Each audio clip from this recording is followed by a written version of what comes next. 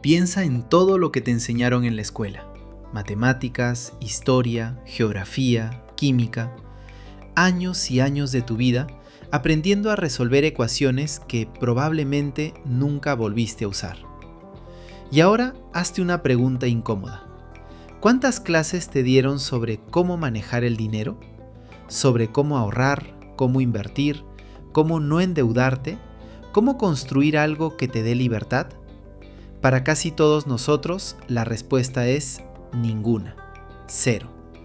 Y luego salimos al mundo real, donde el dinero es una de las cosas que más estrés, más peleas y más noches sin dormir nos provoca. Nos lanzaron al juego más importante de la vida adulta sin enseñarnos las reglas. Hay un libro que se atrevió a enseñar justo eso, lo que la escuela y muchas veces nuestros propios padres, con todo su amor, no supieron enseñarnos. Hola, bienvenidos a Microaprendizajes, el podcast donde transformamos grandes ideas en pequeños pasos que puedes aplicar desde hoy. Soy Denis Toledo y hoy abrimos un bloque nuevo dedicado a un tema que a todos nos toca y que muchas veces evitamos por incomodidad: el dinero, la prosperidad y la libertad financiera. Y lo abrimos con uno de los libros más influyentes, más vendidos y también más debatidos de la historia en este tema: Padre Rico, Padre Pobre, de Robert Kiyosaki. Te adelanto algo, hoy no voy a venderte fórmulas mágicas para hacerte rico. Voy a hacer algo más útil. Vamos a separar el oro de este libro, que es mucho, del humo, que también lo tiene, para que te quedes con lo que de verdad te sirve. Robert Kiyosaki publicó Padre Rico, Padre Pobre en 1997 y el libro se convirtió en un fenómeno absoluto. Más de 40 millones de copias vendidas, traducido a decenas de idiomas y considerado por muchos como la puerta de entrada a la educación financiera. Para millones de personas, este fue el primer libro que los hizo pensar distinto sobre el dinero. La estructura del libro es ingeniosa. Kiyosaki cuenta que creció con dos figuras paternas que le daban consejos opuestos sobre el dinero. Su padre biológico, al que llama el padre pobre, era un hombre con altos estudios, un profesional respetado, pero que vivía con dificultades financieras y creencias tradicionales. Estudia, saca buenas notas, consigue un empleo seguro. Y por otro lado, el padre de su mejor amigo, al que llama el Padre Rico, un empresario sin tantos títulos, pero con una mentalidad financiera completamente distinta. Y aquí, de una vez, mi primera nota de honestidad, porque te respeto. Hoy se sabe que ese Padre Rico probablemente nunca existió como persona real.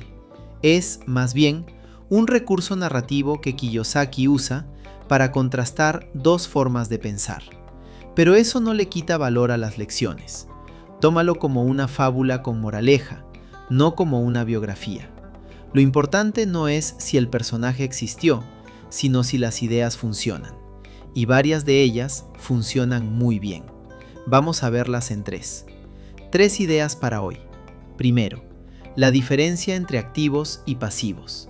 La distinción más simple y más importante del libro, la que cambia para siempre cómo ves tu dinero. Segundo, la carrera de la rata.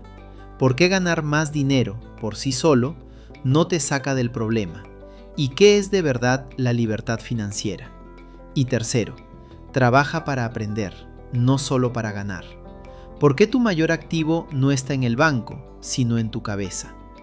Y al final, mi lectura honesta, donde voy a separar con claridad lo valioso de lo cuestionable de este libro.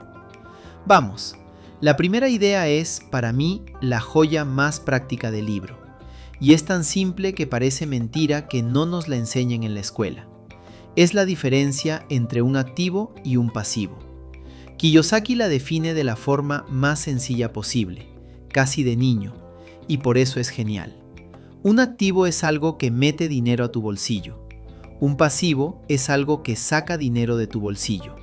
Eso es todo. No necesitas un título en finanzas para entenderlo. Los ricos, dice Kiyosaki, dedican su vida a acumular activos. cosas que les generan ingresos, un negocio, acciones que pagan dividendos, una propiedad que rentan, algo que produce dinero mientras ellos duermen. Los que viven con dificultades, en cambio, acumulan pasivos creyendo que son activos. Y aquí viene la parte que más polémica genera y que más hace pensar. Kiyosaki dice algo provocador.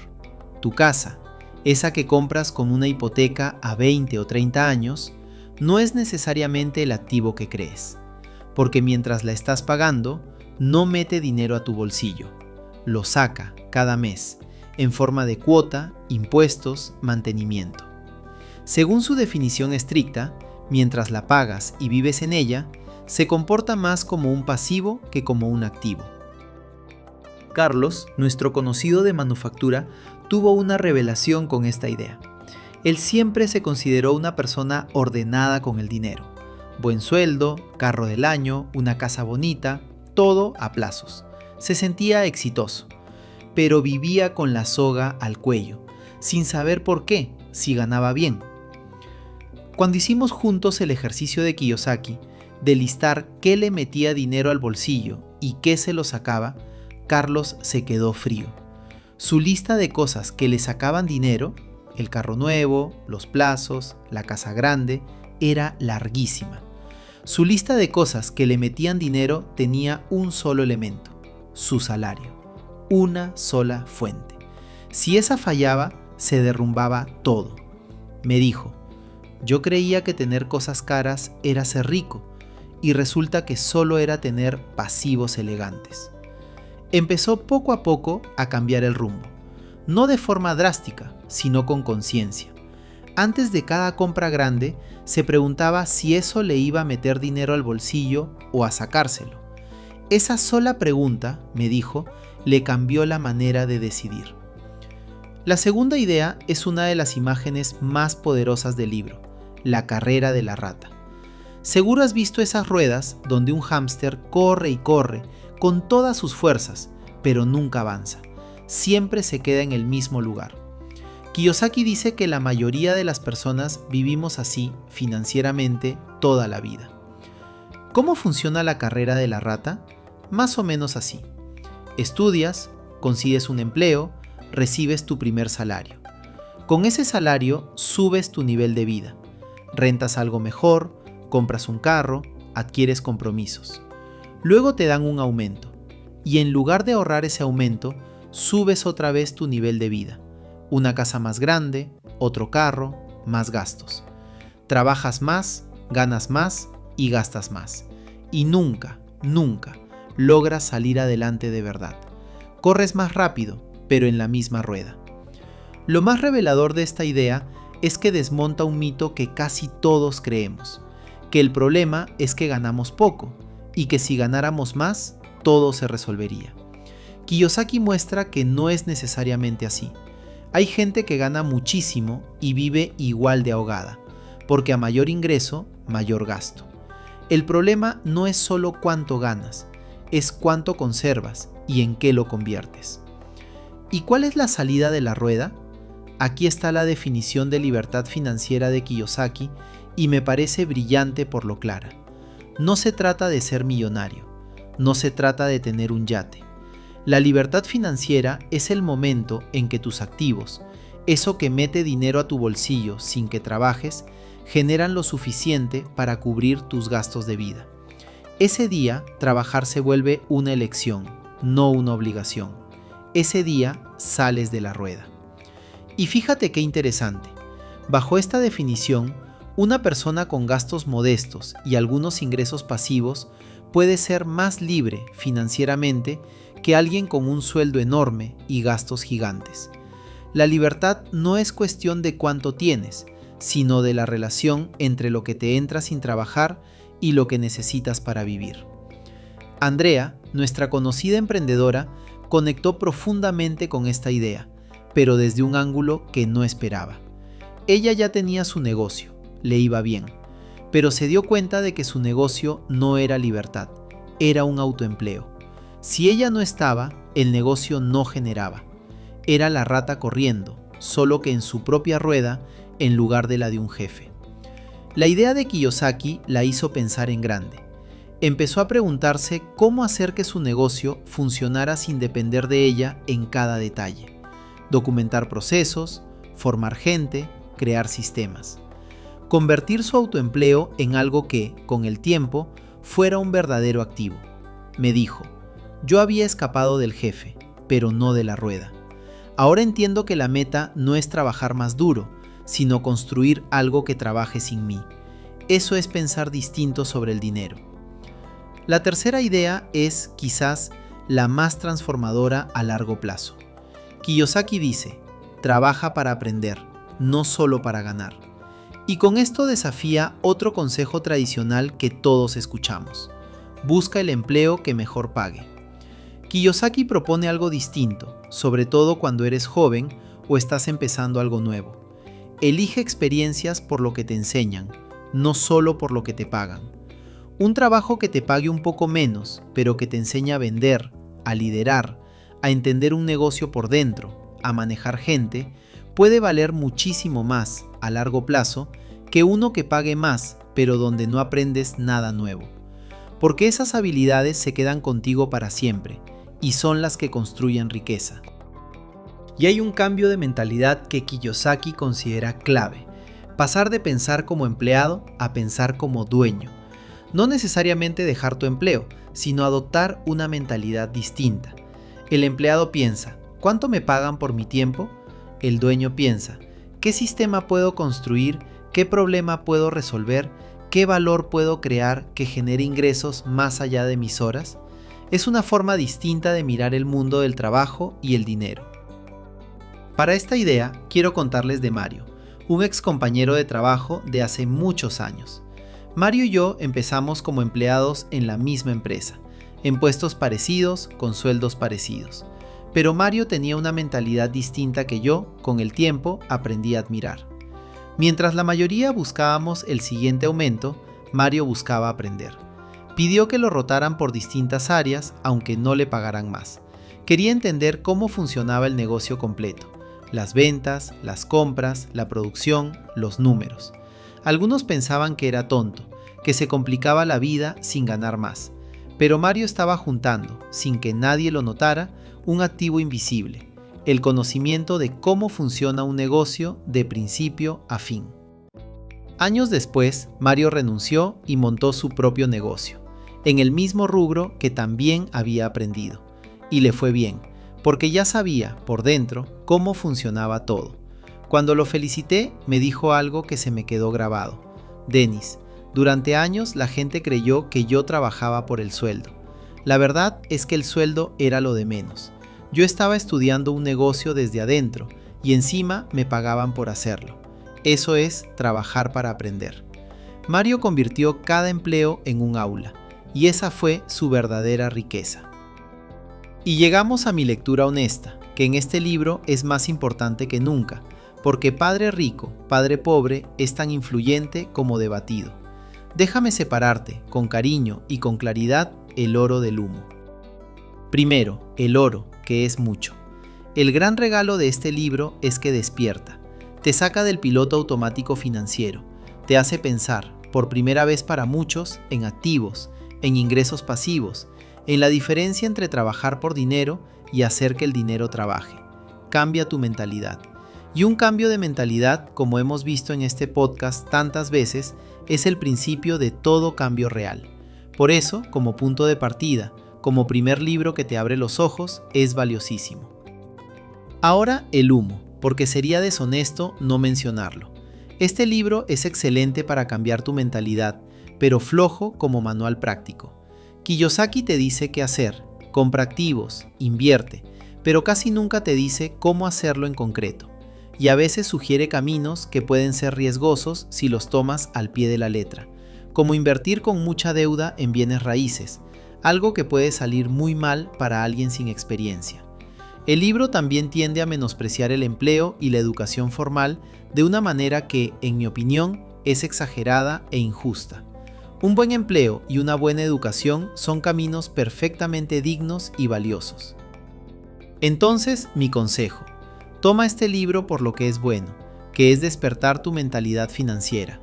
Pero para el cómo, para los pasos concretos, edúcate con fuentes serias, busca asesoría profesional y nunca tomes decisiones financieras importantes solo por lo que diga un libro motivacional. Y permíteme ser claro, como lo soy siempre contigo. Lo de hoy es contenido educativo para hacerte pensar, no es asesoría financiera personalizada. Cada quien tiene una realidad distinta y las decisiones de dinero conviene tomarlas con información y cuando se pueda, con un buen asesor. Dicho esto, conectemos. Hay un puente hermoso con nuestro episodio anterior, el de Ikigai. Allá hablamos del propósito, de la razón de ser, y podrías preguntarte, ¿no es contradictorio hablar de propósito y luego de dinero? Para nada, al contrario. El dinero, bien entendido, no es el enemigo del propósito, es lo que puede darte la libertad para perseguirlo. La libertad financiera de la que habla Kiyosaki es, en el fondo, libertad para dedicarte a tu Ikigai sin que la angustia económica te lo impida. El dinero al servicio del sentido, no al revés. Y conecta con Hábitos Atómicos, de James Clear, porque la libertad financiera no llega de un golpe de suerte ni de un gran movimiento. Llega de pequeños hábitos sostenidos. Apartar un porcentaje fijo apenas recibes tu ingreso, antes de gastar. Invertir de forma constante. Aprender un poco cada mes. Pequeños aprendizajes financieros con efecto compuesto, que, por cierto, es exactamente el espíritu de este podcast. Y si lo vemos desde el triángulo del éxito integral, este libro vive en el vértice del pensamiento crítico, porque de eso se trata, de cuestionar las creencias sobre el dinero que heredamos sin pensar. Estudia y consigue un empleo seguro. La casa propia siempre es la mejor inversión. Hablar de dinero es de mala educación. Kiyosaki nos invita a poner todas esas creencias bajo la lupa y a decidir por nosotros mismos, con cabeza, cuáles nos sirven y cuáles no. Si tuviera que resumirte este episodio, 1. Aprende a distinguir activos de pasivos. Un activo mete dinero a tu bolsillo, un pasivo lo saca. No confundas las cosas que te dan estatus con las que te generan ingresos. 2. Cuídate de la carrera de la rata. Ganar más no te hace libre si gastas más. La libertad financiera llega cuando tus activos cubren tus gastos y trabajar se vuelve una elección. Y 3. Trabaja para aprender, no solo para ganar. Tu mayor activo es tu mente. Las habilidades y el conocimiento que acumulas son la riqueza que nadie te puede quitar. La acción de esta semana es concreta y reveladora. Vas a hacer el ejercicio que le cambió la perspectiva a Carlos. Tu propio mapa de activos y pasivos. Toma una hoja o tu teléfono y haz 2 columnas. En una escribe todo lo que mete dinero a tu bolsillo. Tu salario, algún ingreso extra, alguna renta, lo que sea. En la otra escribe todo lo que saca dinero de tu bolsillo cada mes. Cuotas, plazos, suscripciones, gastos. No para juzgarte, sino para ver con claridad tu realidad financiera tal como es. Y luego suma un solo hábito nuevo en el espíritu de los hábitos atómicos. Este mes, antes de gastar tu próximo ingreso, aparta primero un porcentaje para ti, aunque sea pequeño, un 5 o un 10% y no lo toques. Págate a ti primero. ¿Cómo saber si funcionó? Si al final del mes lograste apartar ese porcentaje y verlo crecer, por pequeño que sea, ya empezaste a salir de la rueda. No hace falta una fortuna para empezar. Hace falta empezar. Quiero cerrar con una reflexión honesta. A mí este libro me marcó en su momento, no porque me volviera rico, que no lo hizo, sino porque me hizo consciente. Crecí, como muchos, con la idea de que el dinero era un tema casi prohibido, algo de lo que no se hablaba y que la fórmula era estudiar y conseguir un empleo seguro. Y no está mal. Pero este libro me abrió los ojos a que había otras formas de pensar. Otras posibilidades que nadie me había mostrado. Y lo más valioso que me dejó no fue una técnica de inversión. Fue entender que la educación financiera es un acto de responsabilidad y de amor. Responsabilidad con mi futuro y amor por mi familia, porque las decisiones de dinero que tomo hoy son las que les darán a quienes amo tranquilidad o angustia mañana. Aprender de dinero no es codicia, es cuidar de los tuyos. En el próximo episodio seguimos en este bloque de la prosperidad. pero vamos a ir un nivel más profundo. Si Kiyosaki nos habló de los conceptos del dinero, el siguiente libro nos va a hablar de algo más íntimo y más poderoso: las creencias inconscientes que tenemos sobre el dinero, esas que aprendimos de niños sin darnos cuenta y que muchas veces sabotean nuestra prosperidad sin que lo sepamos.